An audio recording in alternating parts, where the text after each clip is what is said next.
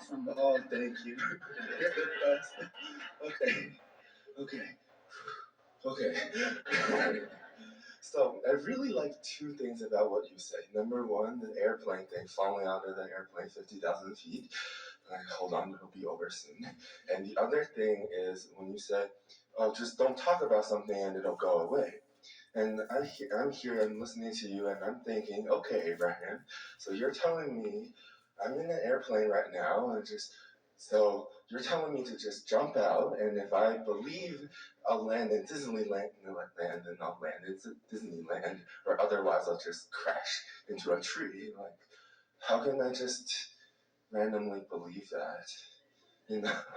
Well, we're not actually asking you to believe that when you're falling from an airplane that much different is going to happen other than that you're going to move quickly and directly to the crash site. Because your understanding of your laws of physics are such. But the reason that we continually tell that story is because we want, more than all of the things that we desire as we visit with you, with all of you, we want you to stop struggling when you're in the midst of negative momentum. Because the struggle only adds power to the negative momentum. See, I understand that when I'm in the middle of negative emotion, I understand that if I pick something better, that it's good for me to pick a better disc. But you can't, can you? Right. You can't. And that's the point that we're wanting to make. We want you to understand that that thought is going to play itself out most likely. And it's okay. But you have then other opportunities when you're not in that negative momentum to start positive momentum. So our message really is about not trying to control negative momentum, but wanting to perpetuate positive momentum. And if you say that and mean it often enough, then the negative momentum happens, you don't add power to it. Negative momentum happens, you don't add power to it. You observe something that makes you feel bad, you don't add power to it. Have you ever been in a conversation with someone where there was a disagreement and it became more and more disagreeable and you just couldn't shut up? And everything you say just makes it worse. You can't stop yourself, and you know it. You know that you should stop. You know that you should walk away, but you don't. You keep going in for more, going in for more. Well, that's what we're talking about no longer doing.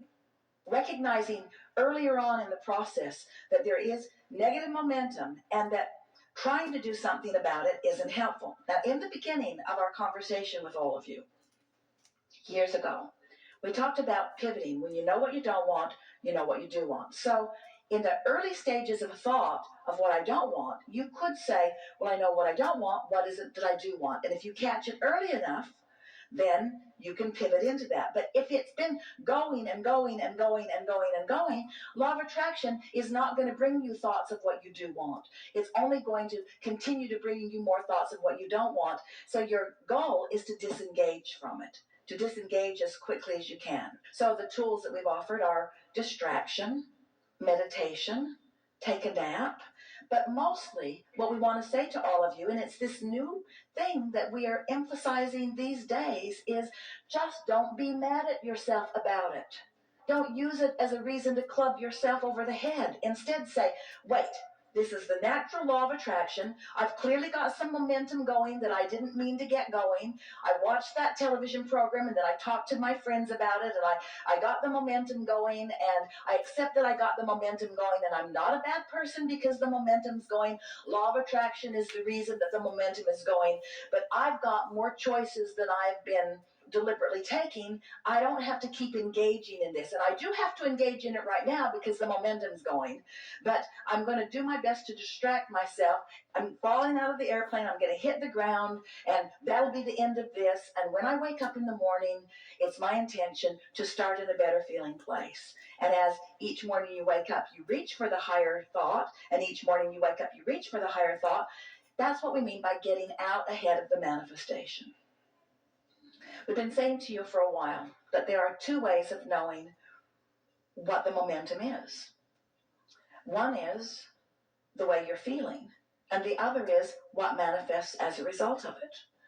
Well, once a manifestation has happened, there's pretty strong momentum going. And a manifestation could be a bodily condition. A manifestation could be a conversation you're having. A manifestation could even be the thoughts that are moving in your mind, the ideas that are coming. We don't want you to panic over what's going on with your point of attraction. We want you to adore it and accept it and understand it and guide it. That's all. Just guide it. I can do better than I'm doing right now, but no big deal, because the truth of it is, if you didn't know what you don't want, you wouldn't know what you do want. So isn't having some negative momentum helpful in helping you to know that you want some positive momentum? Haven't you ever had an experience that it just went on and on long enough until finally you say, that's it. That's just it. That's as far as I'm going to go with this. So you define that you want something different, and then you just do your best. That's all we're asking. You just do your best. I hear that you talk many times about just the grandness of our vortex, the infinite nature of our vortex. And I get that, especially when I see like the beauty in nature, or it just resonates with me. I get it. I understand that there is the hands in the clay, and then there is this aspect of source that's just making it so beautiful or so great, and our capabilities are there. Sometimes you do get it. That's when you're feeling those moments of appreciation. Sometimes you're not letting yourself get it. That's when you feel discouraged and like you've had enough contrast. So sometimes you're getting it, and sometimes you're not getting it. But I feel that grandness is so distant from where I am. Well, sometimes it is and sometimes it isn't. When you practice deliberately the allowing or the resonance with that which is source, one of the things, let's start at another place, because this was a new practiced realization for Esther. She was like you, conceptually understanding it, but she discovered a new hands-on, more consistent recognition of it once Jerry made his transition into non-physical. So she's sitting and editing. Now, this was an experience that she's had for years. And Jerry was in the other end of the bus or in the other end of the house, and they're working together and weaving in and out of one another's day, but mostly doing their own thing, sort of rooting for each other, whatever they were doing, and then coming together through the day for different things, but mostly having singular experiences while in the presence of one another.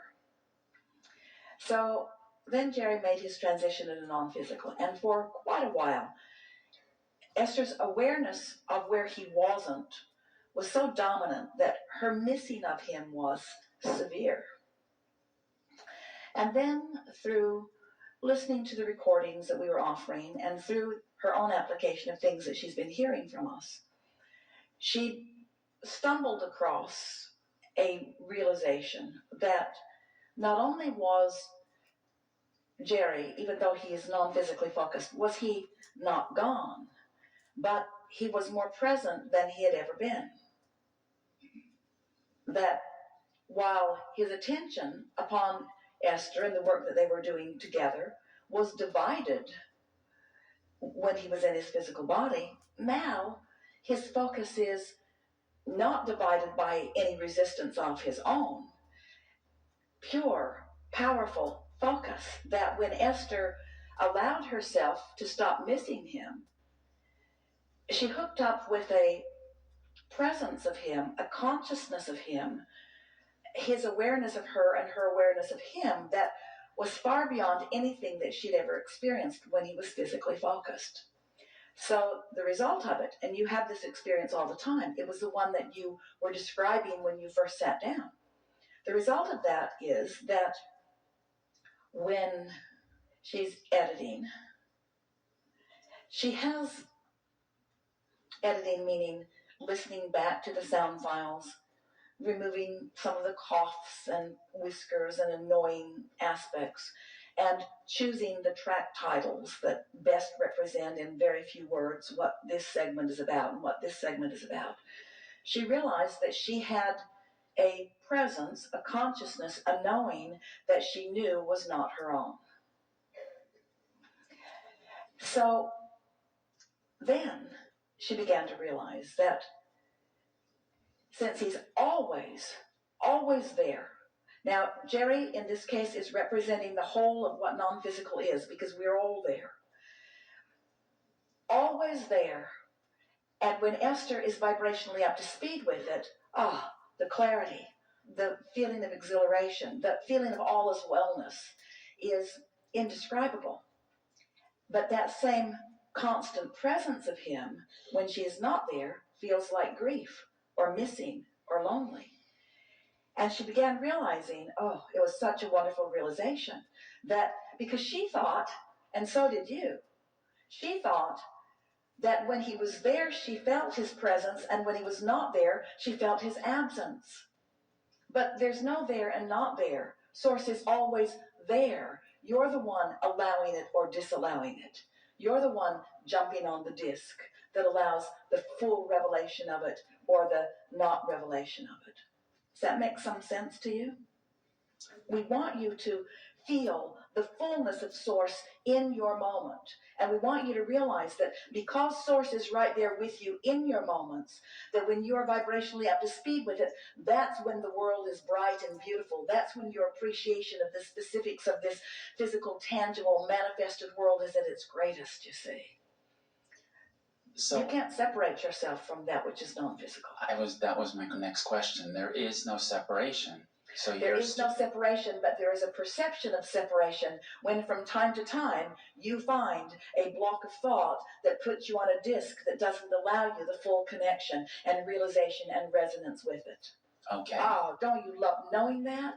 It's all about what you've chosen, but Source is always there for you, always there for you, always there for you. Did we get to where you wanted to go?